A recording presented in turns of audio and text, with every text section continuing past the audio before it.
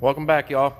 So what we got today is I am going to try to get the mount set up on my mill. So here's the DRO that I got. And what I found is I have the material on hand. So I need to cut that down to about 36 inches, 30, 36, depending on how I want to set it up. We'll get that cut down to size. I'll show you that process. And basically where we're going with it is I'm going to mount this right here like this. So we got tap 2 holes, put some 1/4-20s in there, and that'll mount right there, and that'll come out to right about here. Hopefully is where I want, and that's what I have on the list for today. I didn't want to rely on anybody else. I don't have a bandsaw that would be nice and pretty for this, so I broke out my Evolution steel cutter.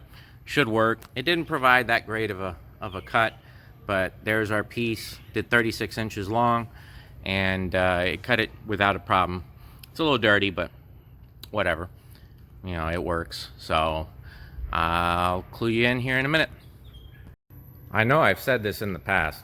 I am a horrible machinist if you want me to put a hole manually in the right spot. You leave it up to these 2 hands, I'm gonna put that shit in crooked. I even could have swore I had that right, but apparently what's most important is that this bar is 0 degrees to where it doesn't keep on, you know, it doesn't want to track backwards when I use it, and that's what it is. So I'm just gonna have to live with that for now. I can always adjust that later, but yeah, fun. Okay, ladies and gents, so next thing, got my hole marked out. Hopefully I can hit it. I'm such a douche. But I'm gonna do the hole on that side, put it in, measure it, mark the bottom side, flip it over. Then I gotta come over to this side, do the same exact thing, and then mount my readout on that.